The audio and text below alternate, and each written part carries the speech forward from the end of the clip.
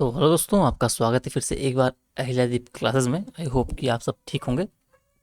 आज फिर से हम देखने वाले हैं महत्वपूर्ण एमसीक्यू। ठीक है, दोनों डिपार्टमेंट को लेके 21 तारीख के लिए जो आपके इम्पोर्टेंट बन सकते हैं इन दोनों डिपार्टमेंट से संबंधित सवाल, उन्हें हम देख रहे हैं। ठीक है, तो 130 हमने देख लिए थे। आज हम इसके आगे का सवाल देखते हैं। ठीक है,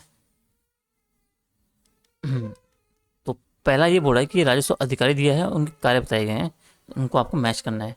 तो पटवारी का कार्य होता है आपका खसरा खतौनी से संबंधित, कानून का कार्य आपका निरीक्षण संबंधित, तहसीलदार आपका आ जाएगा एक अर्ध न्यायिक अधिकारी, और कलेक्टर आपका आ जाएगा जिला राजस्व प्रमुख। ठीक है, तो यहाँ पे ये सभी मैच ऑलरेडी हो रखे हैं। तो पटवारी का काम खसरा खतौनी से संबंधित है। ठीक है, कानून को यानी कि निरीक्षण का काम करता है आपका तहसीलदार, आपका एक अर्ध न्यायिक अधिकारी है, तो ये भी सही है। और कलेक्टर आपका जिला राजस्व प्रमुख होता है, तो ये भी आपका सही हो जाएगा। ऑप्शन आपका एक सही हो जाएगा। ठीक है, अनुसूची और विषय यहाँ पे दिए हुए हैं। तो 11 अनुसूची में पंचायत से संबंधित है, 12वीं अनुसूची आपका नगर पालिकाओं से संबंधित है, 9वीं अनुसूची आपका जो भूमि सुधार से संबंधित है, और 10वीं अनुसूची आपका दल बदल कानून से संबंधित है। तो ये चारों भी ऑलरेडी यहाँ पे पेयर हैं, तो हम सीधा आंसर सीधा देखेंगे। ठीक है, तो ए का 1 ये बिल्कुल चारों आपका सही हो जाएगा। 11 आपका जो 11वीं अनुसूची आपका पंचायत से संबंधित है, 12वीं आपकी नगर पालिकाओं से संबंधित है, 9वीं आपकी जो भूमि सुधार, और 10वीं आपका हो जाएगा दल बदल कानून। ठीक है, अगला है भूमि अभिलेख के बारे में दिया हुआ है।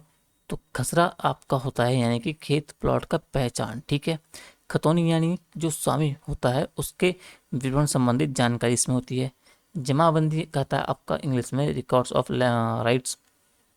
और रोजना नाम जो रोजना मचा है वो पटवारी का होता है, उसमें फसल स्थितियों दैनिक कार्यवाही के बारे में उसकी जानकारी वो दर्ज करता है।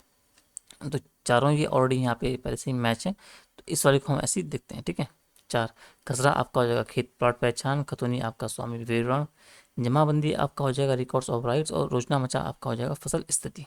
ठीक है, अब कुछ समिति और उनके वर्ष हैं वो देख लेते हैं। तो बलवंत राय समिति आपका जो आया था, बलवंत राय मेहता जो कमेटी बनी थी आपकी 1957 में बनी थी, बिल्कुल सही है। अशोक मेहता 1977 में बनी थी, ये भी बिल्कुल सही है। सिंघवी समिति आती है आपकी 1986 में, ये भी सही है। और थुंगन समिति आपकी आती है 1990 में, ये भी आपका बिल्कुल सही है। तो चारों यहाँ पे बिल्कुल स्टेटमेंट क्लियर है।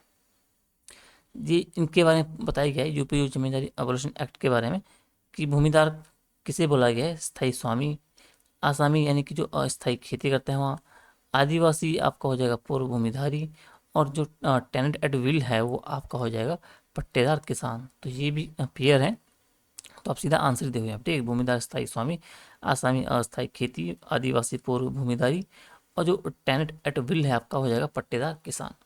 ठीक है, अगला है कानून और वर्ष। शायद इसमें ये जो पेयर था ऊपर नीचे जो करना था वो नहीं हो पाया शायद जल्दीबाजी में, इसलिए सीधा पेयर आपका आंसर ए सभी का इसलिए आ रहा है। ठीक है, तो लैंड एक्वाजिशन एक्ट आपका 1894 का ही आपको याद रखना है। ठीक है, जमींदारी अबॉलिशन एक्ट आपका 1950 का है, जब आपको स्वतंत्रता मिली थी भारत को, उसके तुरंत बाद ही लाया गया था, ये भी आपको याद रखना है। लार एक्ट आपका हो जाएगा 2013, ये भी आपको याद रखना है। और जो बेनामी ट्रांजैक्शन एक्ट है वो आपका हो जाएगा 1988। तो लैंड एक्वाजिशन एक्ट 1894, जमींदारी अबोलिशन एक्ट 1950, लार एक्ट 2013, और बेनामी जो ट्रांजैक्शन एक्ट है आपका हो जाएगा 1988। ठीक है, अब ये बोल रहा है समितियों का सही क्रम आपको बताना है कि पहले क्रम से ही समिति आई है। तो बलवंत राय मेहता समिति का आपको काल पता ही है, 1957 आपका हो जाएगा। ठीक है, अशोक मेहता आपको पता ही है, आपका हो जाएगा 1977। सिंघवी समिति आपको पता है 1986, और थुंगन समिति आपको पता ही 1990 के दशक में आई थी। तो ए बी सी डी आपका क्रम हो जाएगा, 1 2 3 4 आपका क्रम हो जाएगा, सीधा आंसर नहीं हो जाएगा।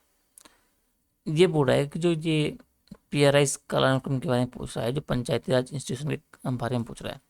तो सामुदायिक विकास कार्यक्रम आपका शुरू हुआ था 1952 में। ठीक है, बलवंत राय जो मेहता समिति अभी हमने देखी 1957 में, अशोक मेहता हमने देखा 1977, और फिर आपका 73वां संशोधन आएगा 1992। तो इसका भी सेम हो जाएगा, 1 2 3 4 सामुदायिक विकास कार्यक्रम, बलवंत राय मेहता और अशोक मेहता, और 73वां संशोधन। अरे चलो कोई नहीं। तो भूमि सुधार समिति के बारे में पूछ रहा है, तो कुमारप्पा समिति आपका 1914 में ही है। दत्त समिति आपका 1961 में देखने को मिलती है, और प्लानिंग रिव्यू आपका 1972 में कुछ देखने को मिलता है जी। यहाँ पे साल इसके आगे आ गया है, जैसे हटना चाहिए था, तो चलो कोई नहीं, आप ऐसे देख लो। कुमारप्पा 1949, दत्त आपका 1961, और प्लानिंग रिव्यू आपका 1952। ठीक है, आगे देखते हैं। बलवंत राय मेहता वही 1957 आपका हो जाएगा। सिंघवी 1986 हो जाएगा, और 73 आपका 1992 हो जाएगा। ठीक है, तो 1 3 आपका इसका आंसर हो जाएगा। ठीक है, अब ये है इम्पोर्टेंट। ठीक है, कुमारप्पा समिति, लैंड सीलिंग लॉ कब पारित हुआ, प्लानिंग कमीशन रिव्यू और लार एक्ट। तो इसका आंसर भी सेम वही है, 1 2 3 4। इसको हम देख लेते हैं। ठीक है, ठीक है, तो कुमारप्पा जो समिति हम देख रहे थे। ठीक है, ठीक है, तो बलवंत राय मेहता आपको पता ही है, 1900 हम 57 देखते हैं इसे। अशोक मेहता आपको पता ही है, 1977 हम देखते हैं। राजीव गांधी संशोधन आपकी 1990 की बात कर रहा है। ठीक है, और फिर 73 संशोधन होता है आपका, वो आपका पता ही है 1992 का है। तो इसका भी आप देखोगे 1 2 3 4। अगला है अनुच्छेद 243 ZD किससे संबंधित है। ठीक है, तो जो डी वाला सेगमेंट है आपका, डी वाला सब क्लोज है 243 आर्टिकल का, वो सीधा सीधा आपके से लिंक हो जाता है जिला योजना समिति। ठीक है, कि जो जिला योजना समिति है वो योजनाओं का जो समन्वय करती है। ठीक है, नगर पालिकाएं किस पार्ट में है, तो 74वें संशोधन के पार्ट 9 का जो है पार्ट बी में इसका हो आंसर हो जाएगा। ठीक है, 9 ये वाला।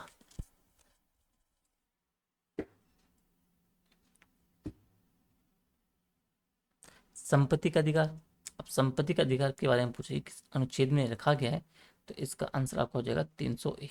ठीक है, और ये मौलिक अधिकार ना होकर अभी केवल कानूनी अधिकार बनकर रह गया है।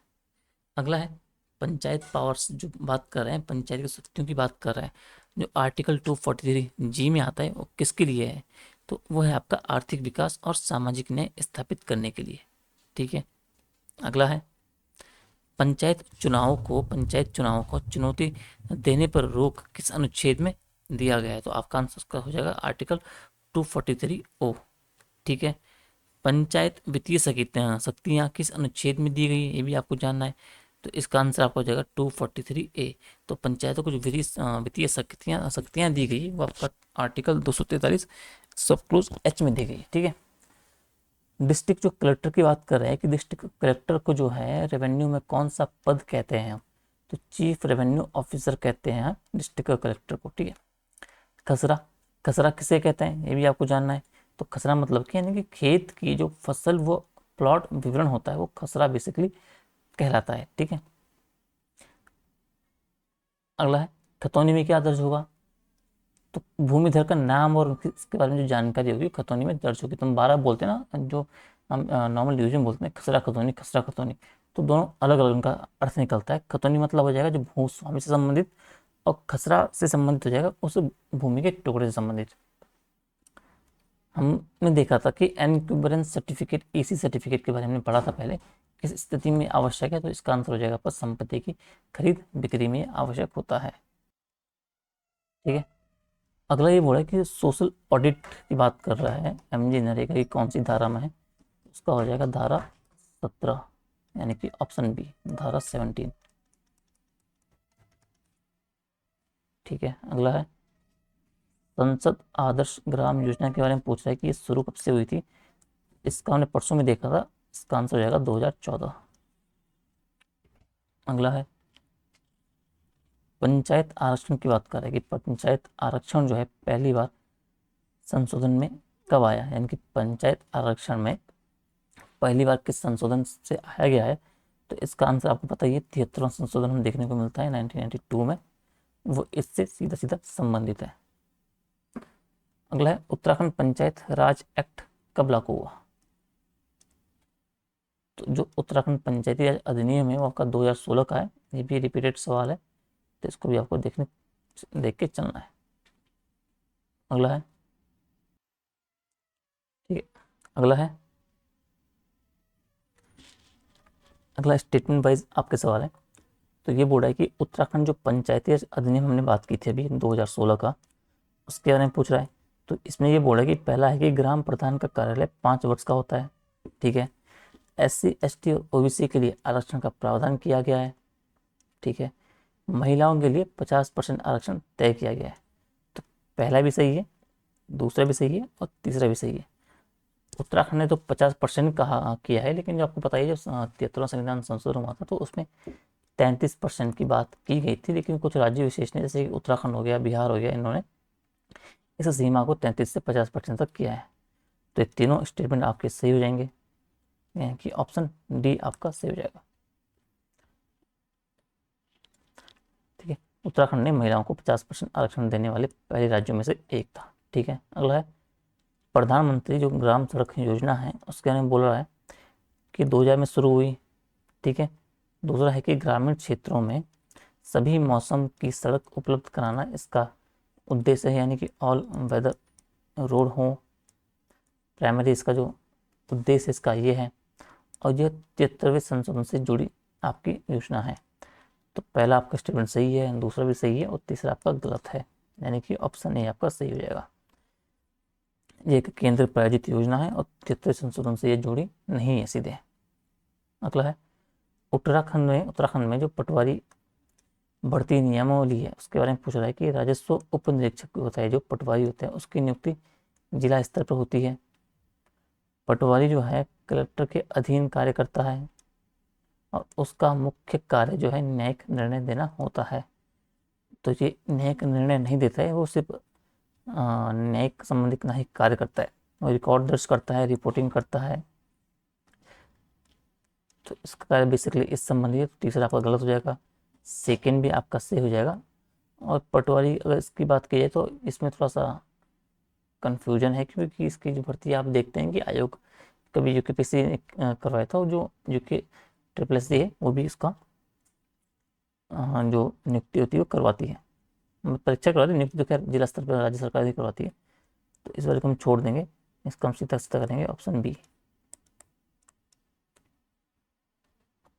अगला है ग्राम पंचायत विकास योजना के बारे में पूछ रहा है कि ग्राम हर पंचायत को 5 वर्षीय योजना बनाना अनिवार्य है। इसमें ग्राम सभा द्वारा अनुमोदित, यानी इसे जो है ग्राम सभा के स्तर के द्वारा अनुमोदित किया जाता है। और तीसरा है कि इसमें 11वीं अनुसूची के जो विषय हैं वो शामिल होते हैं। तो ठीक है, जो ग्राम पंचायत विकास योजना होती है 5 वर्षीय होती है, 5 वर्ष का बनाना उसे अनिवार्य होता है, पहला सही है। ग्राम सभा के द्वारा इसे अनुमोदन किया जाता है, ये भी सही है। और सीधी सी बात है कि ग्राम पंचायत का जो प्रावधान किया गया था 11वीं अनुसूची में किया गया था, तो ये जो उसमें विषय दिए होंगे ग्राम पंचायत के स्तर के उसमें इसमें शामिल किया गया है। तीनों इसका सही हो जाएगा, ऑप्शन डी आपने, यानी कि GPDB पंचायतों को पार्टिसिपेटरी प्लानिंग की ओर ले जाती है, जो सहभाग कर सकें एक्चुअल में, उनमें प्रतिस्पर्धा बढ़ सके आपसी जो पंचायत स्तर पर, और एक विकास के फॉर्म में वो आगे बढ़ सके उनमें शामिल होके। अगला है कि राजस्व पुलिस प्रणाली उत्तराखंड विशेष की बात कर रहा है कि ये केवल पर्वतीय जिलों में लागू है। ठीक है। इसमें पटवारी जो है पुलिस की तरह FIR दर्ज करता है। ठीक है। और इसे स्वतंत्र भारत में ही प्रारंभ किया गया था। तो ये गलत है, ये आपको पता ही है कि जब ब्रिटिश काल था उत्तराखंड में, तो ब्रिटिशों ने उत्तराखंड में जो क्राइम रेट था बहुत कम था, उसको देखते हुए यहाँ पे विशेष स्थिति पैदा की थी और विशेष जो राजस्व पुलिस प्रणाली थी उसे लागू करने की सिफारिश की थी, ना कि सिविल पुलिस की जैसे कि बाकी देश के क्षेत्र में था। तो ये ब्रिटिश कालीन है, तो यहाँ पे जो ऑप्शन 3 है वो गलत हो जाएगा, और ये जो ऑप्शन ए और दो है आपका वो आपका सही हो जाएगा। वर्तमान समय तो खैर राजस्व प्रणाली खत्म हो चुकी है उत्तराखंड से, पर फिर भी सवाल आपका बनता है। राष्ट्रीय ग्राम स्वराज अभियान की बात कर रहा है, तो ये 2018 में शुरू हुआ था। ठीक है। अगला है पंचायत प्रतिनिधियों को क्षमता निर्माण से संबंधित इसका जो उद्देश्य था वो है, और इसे जो है पंचायती राज मंत्रालय चलाता है। तो पहला भी सही है कि जो राष्ट्रीय ग्राम स्वराज अभियान है आपका 2018 में आपको शुरू हुआ था, ये लॉन्च हुआ था 2018 में। पंचायत प्रतिनिधियों का जो क्षमता निर्माण संबंधी जो कार्य था इसका वो करना था, ये भी सही हो जाएगा आपका। और जो सीधा इसका जो चलाता है इस अभियान को, वो आपका हो जाएगा पंचायती राज मंत्रालय। तो ये भी आपका सही हो जाएगा, यानी कि तीनों स्टेटमेंट से ही ऑप्शन डी आपका आंसर हो जाएगा। ठीक है। तो ये सीधा बोला कि पंचायतों के लिए स्किल और जो ट्रेनिंग ओरिएंटेड योजना है आपकी। ठीक है। अगला है मनरेगा के बारे में पूछ रहा है, एमजी नरेगा के बारे में पूछ रहा है। तो ये 2005 में पारित अधिनियम है, ये भी सही है। यह सभी जो शहरी गरीब परिवारों को 100 दिन का काम देता है। ठीक है। और इसमें बोल रहा है कि सोशल ऑडिट की व्यवस्था की गई है, तो ये भी सही है। तो पहला तो सही है कि भाई 2005 में पारित हुआ था अधिनियम, और इसमें सोशल ऑडिट की भी व्यवस्था की गई है, ये भी आपका सही है। लेकिन यहाँ पे जो स्टेटमेंट बोल रहा है कि ये सभी शहरी प्लस ग्रामीण परिवारों, तो ये आपका गलत हो जाएगा, क्योंकि जो लॉन्च की गई थी, ये जो टारगेट किया गया था बेसिकली, तो जो ग्रामीण गरीब परिवार थे। ठीक है। तो ग्रामीण गरीब परिवारों को ओरिएंटेड ये योजना लॉन्च की गई थी, उनके लिए लाई गई थी।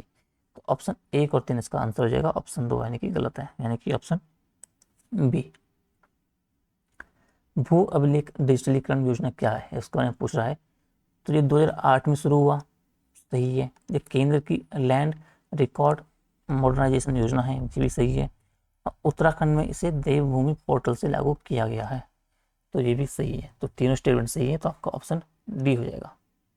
अगला है उत्तराखंड राजस्व अधिनियम की बात कर रहा है, 2016 की बात कर रहा है, उसके बारे में देखते हैं। तो यह जो यूपी जमींदारी अबोलिशन एक्ट 1950 का उत्तराधिकारी है। पटवारी, तहसीलदार, कलेक्टर की शक्तियां सभी इसी से निर्धारित होती है, और इसमें जो है भू राजस्व वसूलने की व्यवस्था की गई है। तो पहला स्टेटमेंट है बिल्कुल सही है, इसे जो यूपी जमींदारी अबोलिशन एक्ट 1950 का, उसके उत्तराधिकारी के रूप में ये लाया गया था। पटवारी हो गया, तहसीलदार हो गया, इनसे संबंधित जो शक्तियाँ होती हैं, जो पावर वगैरह सभी का निर्धारण जो है इसी अधिनियम के तहत किया गया है, और इसमें जो है भू राजस्व वसूलने की व्यवस्था भी की गई है। तो ऑप्शन डी आपका आंसर हो जाएगा। आज का अंतिम सवाल है कि 15वें जो वित्त आयोग की सिफारिशों की बात कर रहे हैं। तो पंचायतों को बुनियादी सेवाओं हेतु अनुदान देना, अनुदान सीधे पंचायतों को दिया जाएगा, और 2021 से 26 तक लागू है। तीनों स्टेटमेंट आपके सही हो जाएंगे। पंचायतों को बुनियादी सेवाओं हेतु अनुदान संबंधी इसका सिफारिश रहती है। अनुदान क्या करता है, सीधे पंचायतों को दिया जाता है, और ये 2021 से 26 तक का लागू है। इसका टाइम पीरियड भी सही है, तो ऑप्शन डी आपका आंसर हो जाएगा। तो टोटल हो गए 170। आज के लिए हम इतने रखते हैं। 170 के साथ ही 50 क्वेश्चन आप उसमें जोड़ लो, जो हमने सुबह वाली क्लास देखी थी पदानुक्रम वाली।